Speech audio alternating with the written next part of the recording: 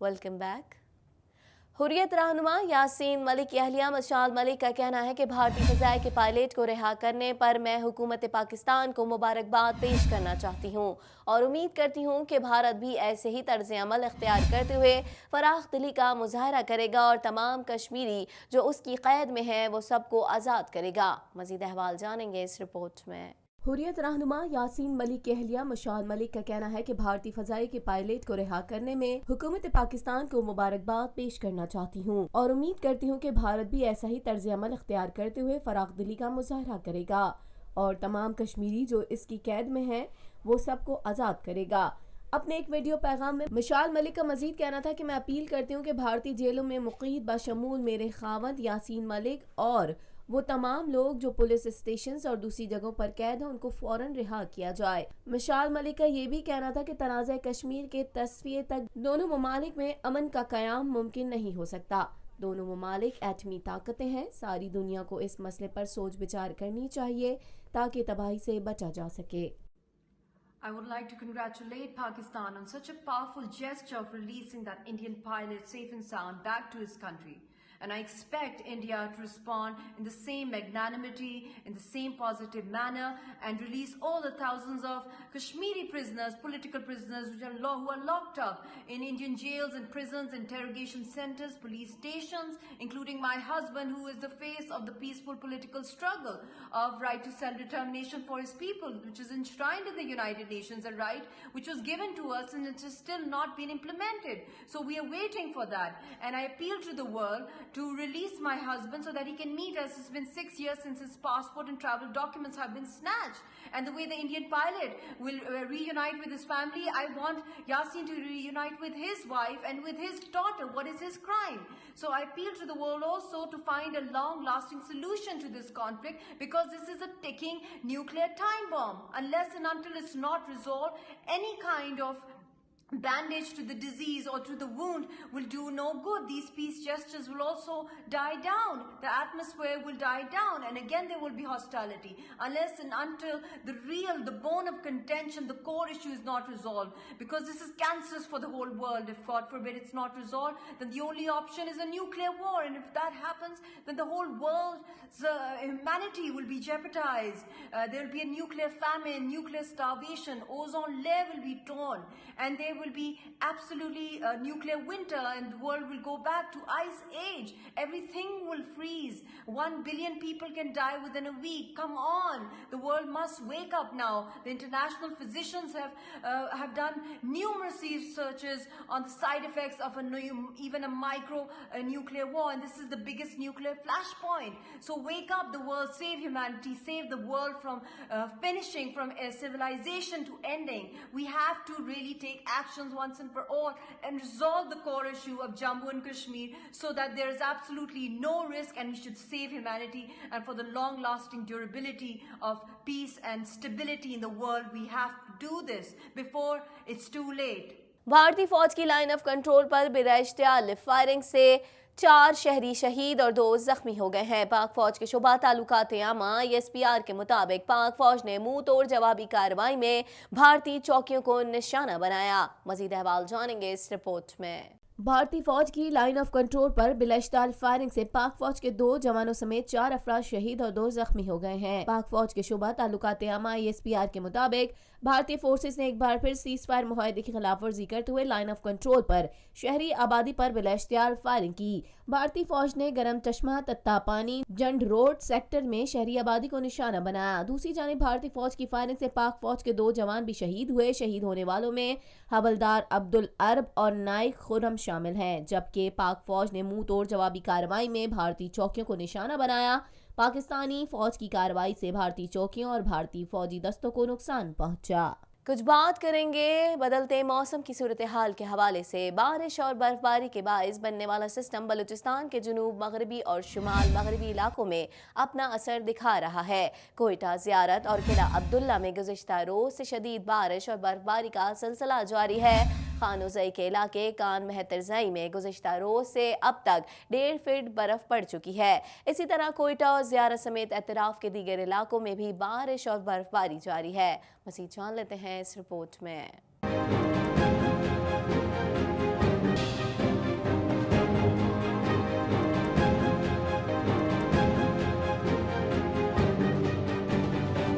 बलूचिस्तान के मुख्तलिफ इलाकों में शदीद बारिशों और बर्फबारी के बाद सैलाबी सूरत हाल पैदा हो गई है, जिसकी वजह से कई राब्ता सड़कें बंद हो गई हैं। बारिश और बर्फबारी के बायस बनने वाला सिस्टम बलूचिस्तान के जुनूब मगरबी और शिमाल मगरबी इलाकों में अपना असर दिखा रहा है। कोयटा, ज़ियारत और किला अब्दुल्ला में गुज़िश्ता रोज से शदीद बारिश और बर्फबारी का सिलसिला जारी है। खानोजई के इलाके कान महतरजई में गुज़िश्ता रोज से अब तक 1.5 फुट बर्फ पड़ चुकी है। इसी तरह कोयटा और ज़ियारत समेत एतराफ़ के दीगर इलाकों में भी बारिश और बर्फबारी जारी है। शदीद बारिशों और बर्फबारी की वजह से कई इलाकों में सैलाबी सूरत हाल पैदा हो गई है। किला अब्दुल्ला में सैलाबी रेले ने तबाही मचाई है। कोयटा चमन शाहरा पर वाक़े मशहूर बागक पुल सप्लाई रेले में बह गया। सैलाबी पानी शहर में दाखिल हो गया है। लोग अपनी मददाब के तहत रेस्क्यू के कामों में मसरूफ हैं। नौशकी में मूसलाधार बारिश के बायस मशरकी कादिराबाद का हिफाजती बंद टूटने का खतरा पैदा हो गया है। नशेबी इलाकों के ज़ेरे आब आने का खदशा है, जिसके पेश नज़र डिप्टी कमिश्नर नौशकी ने मशीनी इलाके में पहुंचा दी है। इसके अलावा ज़ियारत और दुकी में भी कंट्रोल रूम कायम कर दिए गए हैं। रवा साल मौसम सरमा में बलूचिस्तान में शदीद बारिशें और बर्फबारी हुई है, जिससे जहां एक तरफ जानी और माली नुकसान हुआ है, वहीं माहिरीन के मुताबिक सूबे में खुश्क साली की कैफियत ख़त्म हुई है, जबकि ज़ेरे ज़मीन पानी की सतह में भी काबिल कदर इजाफा हुआ है। अल्हम्दुलिल्लाह अल्लाह पाक का बहुत बड़ा मेहरबानी करम हुआ और बहुत अरसे बाद बर्फ़बारी और बारिश ज़बरदस्त हुआ। बलूचिस्तान में ये कई अरसों से खुशहाली था, ये बर्फ़बारी हो गया और बारिश हो गया। अल्लाह पाक का बहुत मेहरबानी हो गया और बर्फ़ में इंजॉय भी कर रहे हैं और बहुत मज़ा आ रहा है। इंशाल्लाह इसके बाद जाएंगे पहाड़, आप पहाड़ देख सकते हो, पहाड़ में बहुत बर्फ़बारी हुआ है, तो जाएंगे दोस्तों के साथ पिकनिक भी मनाएंगे और इंशाल्लाह बहुत इंजॉय करेंगे। कुछ बात करेंगे हुकूमत की जानिब से पेट्रोलियम मसनूआत की कीमतों में इजाफे को अवाम ने जालिमाना करार देते हुए उसे यकसर मुस्तरद कर दिया है। अवाम का कहना है कि तब्दीली सरकार अवाम की मुश्किलात को कम करने के बजाय मजीद बोझ डाल रही है। महंगाई के इस आलम में पेट्रोल की कीमतों में 2.5 रुपए का इजाफा समझ से बालातर है। मजीद जानते हैं इस रिपोर्ट में। हुकूमत की जानिब से पेट्रोलियम मसनूआत की कीमतों में इजाफे को अवाम ने जालिमाना करार देते हुए इसे यकसर मुस्तरद कर दिया है। अवाम का कहना है कि तब्दीली सरकार अवाम की मुश्किलात को कम करने की बजाय मजीद बोझ डाल रही है। महंगाई के इस आलम में पेट्रोल की कीमतों में 2.5 रुपए का इजाफा समझ से बालातर है। एक शहरी अंदाज अली का कहना था कि ये गलत किया है, इन्होंने इजाफा नहीं करना चाहिए था। कोई ऐसा दौरान भी नहीं पड़ा है जो इन्होंने उसके बावजूद जानी कि वो महंगाई कर दी। कम करते हैं लेकिन कोई फ़ायदा नहीं है। 4 आने 8 आने 4 आने का भी नहीं चल रहा, अब तो सीधा सीधा रुपए का मसला आ रहा है भाई। तो गवर्नमेंट को सोचना चाहिए क्या हो रहा है हमारे मुल्क के अंदर। इस चीज़ को कोई अच्छा थोड़ी रिस्पॉन्ड लिया जाता है। एक और शहरी अब्दुल कादिर का कहना था कि सर 2.5 रुपये गरीब आदमी कहाँ से अफोर्ड करेगा। जिस आदमी मुझे 100 रुपये पेट्रोल लगा उसके कितने पैसे ज़्यादा जाएंगे। तो बहरहाल एक जुल्म है पाकिस्तानी अवाम के ऊपर। पेट्रोल में पैसे कम किए जाएँ, दुनिया में कम हो रहे पैसे। एक बुजुर्ग शहरी शम्स मोहम्मद का कहना था कि ये हर रोज़ आए दिन जो है पेट्रोल बढ़ाते रहते हैं। पेट्रोल बढ़ता है तो वो जो दुकानदार हजरात है वो कहते हैं हमें चीज़ महंगी पड़ती है, अखराजात बढ़ जाते हैं, वो हमारे पे बढ़ा देते हैं।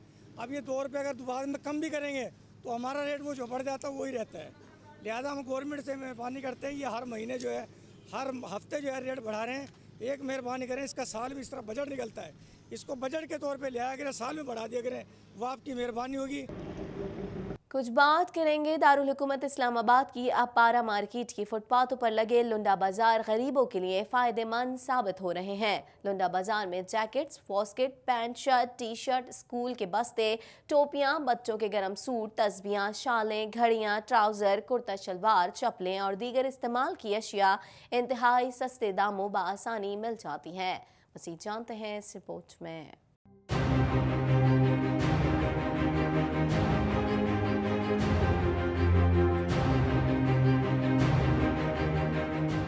दारुल हुकूमत इस्लामाबाद की अपारा मार्केट की फुटपाथों पर लगे लुंडा बाजार गरीबों के लिए फ़ायदेमंद साबित हो रहे हैं। लुंडा बाजार में jackets, waistcoats, pant shirts, T shirts, school के बस्ते, टोपियां, बच्चों के गर्म सूट्स, तस्बियां, शॉलें, घड़ियां और ट्राउज़र, कुर्ता शलवार, चप्पलें और दीगर इस्तेमाल की अशिया इंतहाई सस्ते दामों बआसानी मिल जाती हैं। बाजार में खरीदारी के लिए एक शहरी मकबूल अहमद का कहना था ये अपारा मार्केट के साथ रोड पे दुकानें लगती हैं। यहाँ पे बड़ी बड़ी मार्केटों में जाते हैं, दुकानों पे जाते हैं तो 1500-2000 की पैंट शर्ट मिलती है और यहाँ पे आते हैं तो हमें 300-400 रुपये की शर्ट मिल जाती है और मैंने 2-3 शर्टें ख़रीदी हैं तो हमारे लिए फ़ायदेमंद है। लुंडा बाजार लगाने वाले मोहम्मद खान का कहना था कि हम अरसे दराज से इस्लामाबाद अपारे में जो है ये लंडे के स्टॉल लगाते हैं। उसकी बुनियादी वजह यह है कि यहाँ पे इस्लामाबाद में ज़्यादातर लोग जो हैं वो मुलाजिम पेशा है, उनको महीने बाद तनख्वाह मिलती है। उस तनख्वाह में अगर वो इस्लामाबाद के किसी अच्छे शॉपिंग मॉल में जाके ख़रीदारी करें तो उनके तो एक चीज़ भी नहीं आ सकती उस तनख्वाह से, क्योंकि उनके किराए बहुत ज़्यादा होते हैं। उनका किराया जो है वो लाखों रुपए में होता है और उन्होंने उसी हिसाब से फिर आगे अपनी चीज़ें भी सेल करनी होती है। तो यहाँ लंडा है, इसमें चूँकि इंपोर्टेड चीज़ें आती हैं, बाहर से आती हैं, और उसमें फिर मतलब है कि हम उनको बहुत मुनासिब रेट पे दे देते हैं। मतलब है कि एक बंदे का पूरे मतलब है कि पहनने की चीज़ें जो है वो 200-250-300 रुपये में आ जाती हैं। तो हमारा भी ये गुजारिश है कि अगर हुकूमत इस पर थोड़ा सा हमें तवज्जो दें और हमारे हाल पे रहम करें तो इस तरह हमारे निज़ाम के साथ जो है गरीबों का भी हाल अच्छा रहेगा। लुंडा बाज़ार लगाने वाले फारूक अजीम का कहना था कि तो हमारा जो लंडा है, हर आदमी गरीब आदमी तो गरीब आदमी अपना निज़ाम चला रहा है। हमारा भी निज़ाम चल रहा है, अल्हम्दुलिल्लाह बच्चों की रोज़ी मिल रही है।